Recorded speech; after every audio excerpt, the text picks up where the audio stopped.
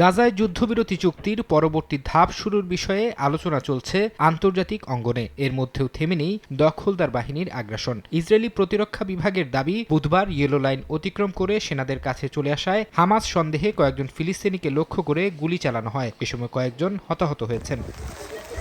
গাজার বাসিন্দাদের কাছে এখন শুধু ইসরায়েলি হামলাই চিন্তার একমাত্র কারণ নয়, প্রকৃতিও নির্দয় হয়ে উঠেছে উপত্যকার ফিলিস্তিনিদের ওপর। নিম্নচাপের কারণে শুরু হয়েছে ভারী বৃষ্টি, ডুবে গেছে আশ্রয় কেন্দ্রের তাঁবু। কিছু কিছু জায়গায় পানির স্তর 40 সেন্টিমিটার ছাড়িয়ে গেছে। এতে চরম বিপাকে পড়েছেন বাসিন্দারা।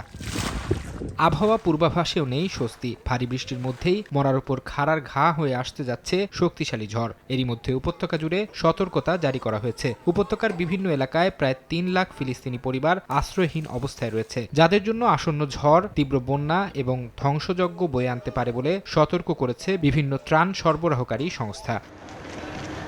গাজায় আগ্রাসনের পাশাপাশি অধিকৃত পশ্চিম তীরেও কঠোর অবস্থানে আছে ইসরায়েলি সেনারা। নাবলুস, সালফিত, জেরিকো, জেনিন ও পূর্ব জেরুজালেমে জোরদার করা হয়েছে অভিযান। 24 ঘণ্টায় শতাধিক বাসিন্দাকে আটক করার কথা জানিয়েছে মধ্যপ্রাচ্য ভিত্তিক বিভিন্ন গণমাধ্যম।